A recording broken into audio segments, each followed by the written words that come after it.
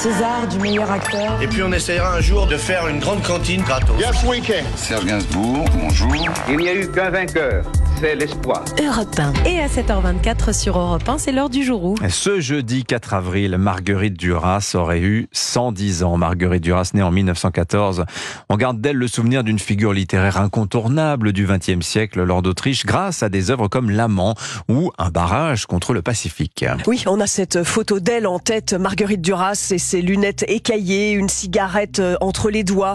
Elle parle d'une façon unique dans ses livres de la passion amoureuse, du cœur, de la souffrance. Elle s'attache aussi à la musicalité des mots. Son plus gros succès, c'est L'Amant, roman tiré de son histoire à 15 ans en Indochine avec un riche chinois, avec qui elle va vivre dans le luxe et sortir de l'adolescence. Elle en parle dans les années 80 sur Europe 1. Avoir 15 ans, être misérable, comme je l'étais, comme ma famille l'était.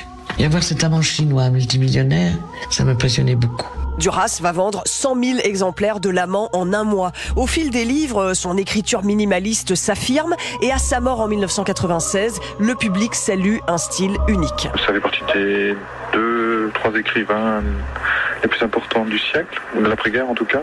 Il y a Beckett, il y a Duras, qui d'autres ?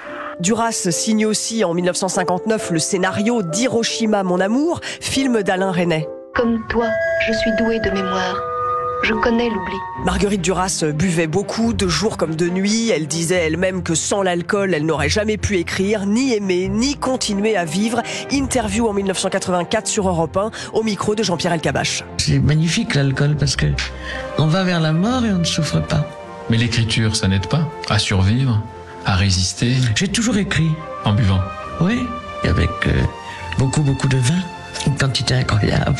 Et politiquement, Duras a été communiste à la Libération, mais 40 ans plus tard, Marguerite Duras estimait sur Europe 1 s'être trompée. Je pense que je suis aussi coupable d'avoir collaboré au stalinisme que les collaborateurs pendant la guerre. Beaucoup de gens autour de moi, qui ont fait partie du Parti communiste, disent « nous ne savions pas ce que c'était ». Moi je dis que si je ne savais pas, j'aurais dû savoir, j'aurais dû m'informer. Duras savait qu'elle resterait dans la postérité, mais elle disait sur Europe 1 en 1987 « ça ne me fait rien, jamais on écrit pour être connu, c'est pour raconter quelque chose à quelqu'un ». Merci Laure d'Autriche. Il est l'heure de jouer avec Europe 1 et le jour où. 7h09.